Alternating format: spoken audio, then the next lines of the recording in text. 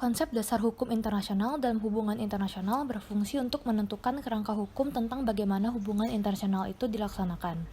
Hukum internasional sendiri merupakan hukum yang memiliki cakupan luas dan berkenaan dengan prinsip-prinsip yang berkaitan dengan negara. Terdapat dua aspek penting dari definisi hukum internasional, yaitu bahwa hukum itu berkaitan dengan regulasi antar negara dan bahwa hukum internasional berbeda dari jenis hukum lainnya seperti hukum domestik dan pertentangan hukum. Dalam buku yang ditulis oleh Bazak Shali yang berjudul International Law for International Relations, dijelaskan bahwa hukum internasional dapat mengatur hubungan antara perorangan dengan badan hukum dalam satu negara. Dan hukum yang akan diterapkan ditentukan oleh undang-undang yang berasal dari negara tersebut. Lalu hukum internasional juga dapat mengatur hubungan antara badan hukum dengan perorangan atau perusahaan yang berada di lebih dari satu negara. Dalam kasus seperti ini, pengadilan yang akan memutuskan hukum negara mana yang harus diterapkan. Organisasi individu dan perusahaan internasional semuanya dapat menjadi subjek hukum internasional dan memiliki kekuasaan dan kepribadian internasional yang terbatas untuk diakui berdasarkan hukum internasional. Dan mereka juga dapat membantu meluruskan bagaimana hukum internasional dengan menafsirkannya atau mereka dapat muncul di pengadilan internasional. Akan tetapi mereka tidak dapat membuat hukum internasional itu sendiri. Selanjutnya adalah konsep dasar international dispute atau sengketa internasional. Sengketa internasional sendiri dalam hubungan internasional tidak hanya terbatas pada perselisihan antar negara. Internasionalitas sengketa terletak pada substansi hukum sengketa itu sendiri. Sengketa internasional adalah perselisihan yang diajukan berdasarkan pada hukum internasional. Sengketa dapat terjadi karena adanya negara yang tidak memenuhi kewajiban dalam perjanjian internasional yang telah disepakati bersama. Terdapat dua hal yang mencakup sengketa internasional, yaitu sengketa hukum dan sengketa politik. Sengketa politik ialah sengketa yang diselesaikan tidak atas dasar pertimbangan yuridiksi, melainkan atas dasar politik, di mana keputusan yang diambil hanya berbentuk usul-usul yang tidak mengikat negara yang bersengketa. Sedangkan sengketa hukum yaitu sengketa yang timbul karena tidak terpenuhinya perjanjian yang telah diakui oleh hukum internasional. Keputusan yang diambil untuk menyelesaikan sengketa secara hukum bersifat memaksa pada kedaulatan negara yang bersengketa. Keputusan yang diambil berdasarkan atas prinsip-prinsip hukum internasional.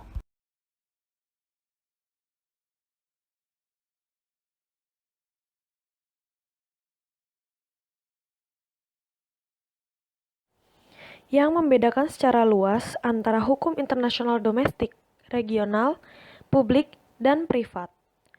Hukum domestik berasal dari anggota parlemen domestik dan mengatur kehidupan warga negara dari negara tertentu. Hukum regional berasal dari institusi antar pemerintah regional dan ditujukan kepada pemerintah dan individu dari wilayah geografis tertentu atau rezim hukum.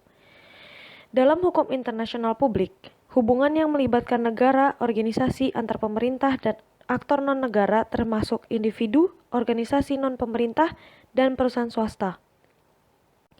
Hukum internasional privat memperhatikan konflik hukum yang mungkin timbul dalam kasus-kasus di mana hukum domestik negara yang berbeda dapat berlaku. Dalam hukum internasional publik, perbedaan secara tradisional ditarik antara hukum perdamaian dan hukum perang, hukum humaniter. Hukum perdamaian mengatur hubungan damai dan mencakup hal-hal seperti hukum perjanjian internasional, hukum hubungan diplomatik dan konsuler, hukum organisasi internasional, dan lain-lain. Hukum humaniter internasional adalah hukum konflik bersenjata, jus in bellum, hukum yang berlaku dalam perang. Adalah hukum yang mengatur perilaku permusuhan internasional dan non-internasional. Di masa perang, pergunaan kekuatan, termasuk pembunuhan manusia, tidak dilarang. Prinsip kedaulatan menyatakan otoritas negara tertinggi dan eksklusif atas wilayah mereka, dan menegaskan status yang sama dari semua negara. Ini mengembangkan maknanya saat ini melalui tulisan-tulisan para filsuf hukum dan politik antara abad ke-16 dan ke-18. Kedaulatan terus menjadi pilar dasar tatanan hukum internasional. Selama beberapa dekade, pilar dasar hukum internasional ini berbunyi, negara berdaulat adalah penguasa hukum internasional tanpa pemerintah dunia di atasnya. Ini berarti bahwa validitas aturan hukum tergantung pada kehendak negara atau sebaliknya, bahwa negara hanya diikat oleh aturan hukum otoritatif yang telah mereka setujui.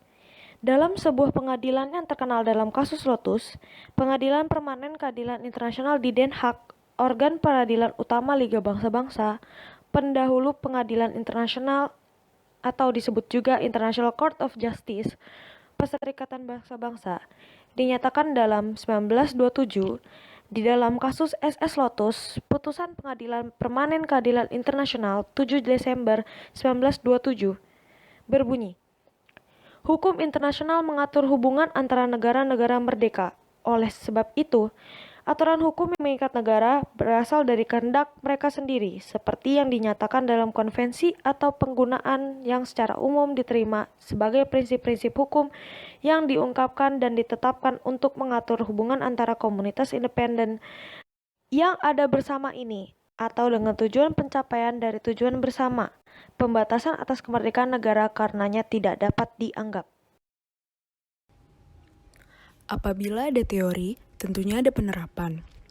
Learning outcomes ketiga ini akan membicarakan penerapan dari hukum internasional dalam kasus Lotus yang terjadi pada tahun 1926. Kasus Lotus atau The Lotus Case merupakan kejadian di mana kapal SS Lotus menabrak kapal SS Boskort yang menyebabkan korban luka serta korban jiwa.